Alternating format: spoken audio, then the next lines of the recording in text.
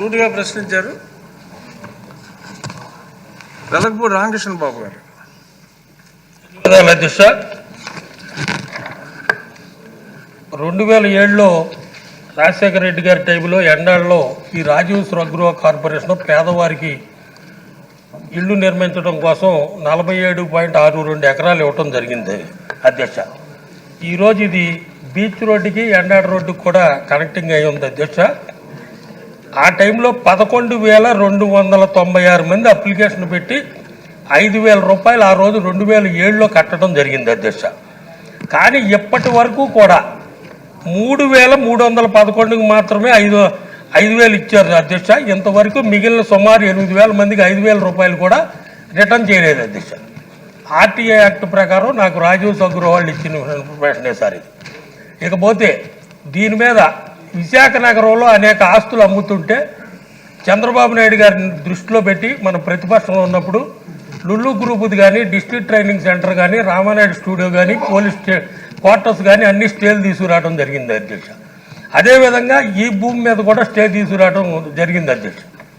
23 October November నెలలో stay vacate చేయటం, December 28 నుంచి ప్రారంభించి ఎలక్షన్ కోడ్లో కూడా మే 13 ఎలక్షన్ అయితే మే 9వ తేదీ కూడా ఈ యాక్షన్ పెట్టి 39 ఫ్లాట్లు అమ్మటం జరిగింది అధ్యక్ష ఎలక్షన్ కోడ్లో కూడా.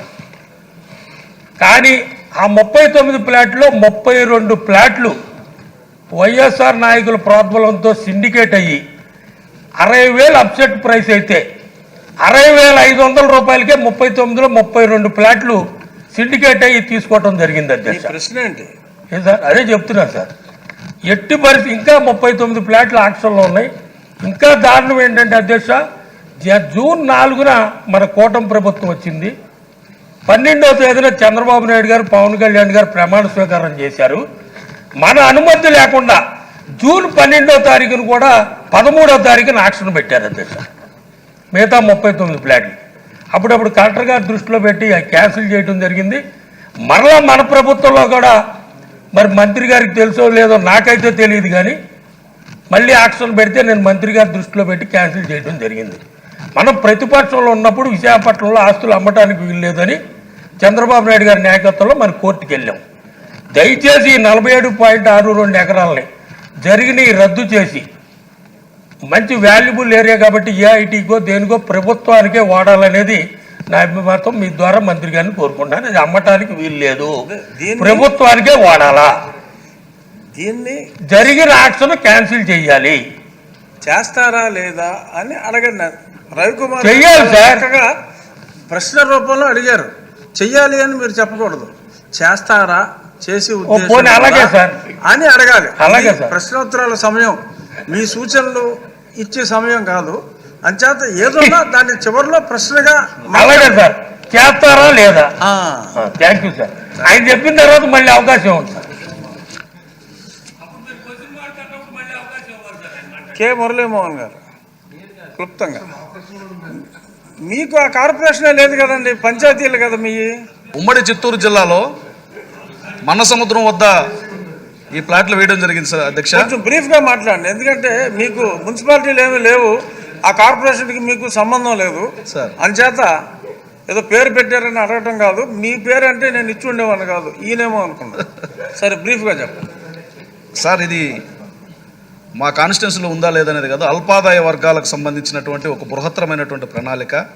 ఈ కొనసాగింపు ఉంటుందా లేదా అంటే అర్బన్ డెవలప్మెంట్ అథారిటీస్ వచ్చిన తర్వాత, అదేవిధంగా మున్సిపాలిటీసు ఇండివిజువల్గా స్టేట్ గవర్నమెంటు రకరకాలైనటువంటి ప్రాజెక్టులు వచ్చిన తర్వాత దీని మీద పెద్దలందరూ చెప్పినట్టుగా నీలి మేఘాలు అలుముకున్నాయి. ఇది కొనసాగుతుందా లేదా అంటే 1000 స్క్వేర్ ఫీట్తో చాలామంది ఆ రోజు డీడీలు కట్టడం జరిగింది. అది గందరగోళంగా ఉంది. దీని కొనసాగింపు ఉంటుందా లేదా, ఉంటే ఏ రూపంలో ఉంటుందన్నది తెలుసుకోవాలనేది మీ ద్వారా అడుగుతున్నాను అధ్యక్ష. వేమిరెడ్డి ప్రశాంత్ రెడ్డి గారు. ధన్యవాదాలు అధ్యక్ష. తెలుగుదేశం పార్టీ మూల సిద్ధాంతం మనకి ప్రతి ఒక్కరికి ఇల్లు ఉండాలా అనేది కాన్సెప్ట్ కాబట్టి అధ్యక్ష, 2,70,000 మందికి రిప్రజెంటేట్ చేస్తున్న కోవూరు నియోజకవర్గానికి నేను ఎమ్మెల్యేని కాబట్టి ఎలక్షన్ టైంలో ప్రతి ఒక్కరు కూడా ఇల్లు అడగడం జరిగింది అధ్యక్ష.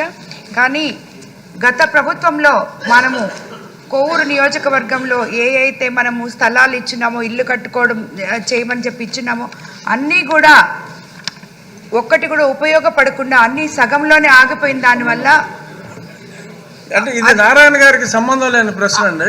అందుకనే ముఖ్యమంత్రి గారికి సంబంధించి ఒక నిమిషం అధ్యక్ష, అందుకనే అధ్యక్ష మేము యాక్చువల్గా ఇప్పుడు నుడాలో ఉన్నాం కాబట్టి మాకు డెల్టా ఏరియా కాబట్టి చాలా తక్కువ ప్లేస్ ఉంది కాబట్టి గవర్నమెంట్ స్థలము నుడాలో ఉన్నాం కాబట్టి టిడ్కో హౌసెస్ ఏమన్నా మాకు ఇవ్వగలరా?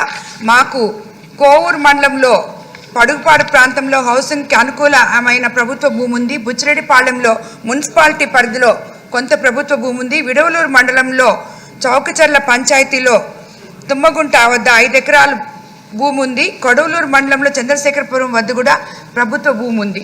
కానీ మాకు ఎన్రోల్ చేసిన ఈ నియోజకవర్గంలో 8,660 మందికి ఇల్లు ఎన్రోల్ చేసినాం అధ్యక్ష. అందులో పీసీలు 5,000కి ఇష్యూ చేశారు అధ్యక్ష. ఇది రాజీవ్ స్వగృహ అండి, ఇది రాజీవ్ స్వగృహ, దయచేసి మన్నించండి. ఇది రాజీవ్ స్వగృహ. దీనికి మంత్రి గారు కూడా ప్రిపేర్డ్గా ఉండరు, అంచేత సమాధానం లేని ప్రశ్న. రాజీవ్ స్వగృహ మాకు సరిగా లేదు కాబట్టి టిడ్కో హౌసెస్ ఏమన్నా చేయగలరా అని అడుగుతున్నాను అధ్యక్ష మంత్రి గారిని. ధన్యవాదాలు అధ్యక్ష. మంత్రి గారు. అధ్యక్ష, గౌరవ సభ్యులు కోన రవికుమార్ గారు అడిగినట్టుగా హెచ్ఎల్ఏలో ప్లాట్ నెంబర్ 88 నాగేశ్వరరావు అనే వ్యక్తి యాక్చువల్గా దాన్ని ఆక్షన్లో తీసుకోవడం జరిగింది అధ్యక్ష. 25/5/2019లో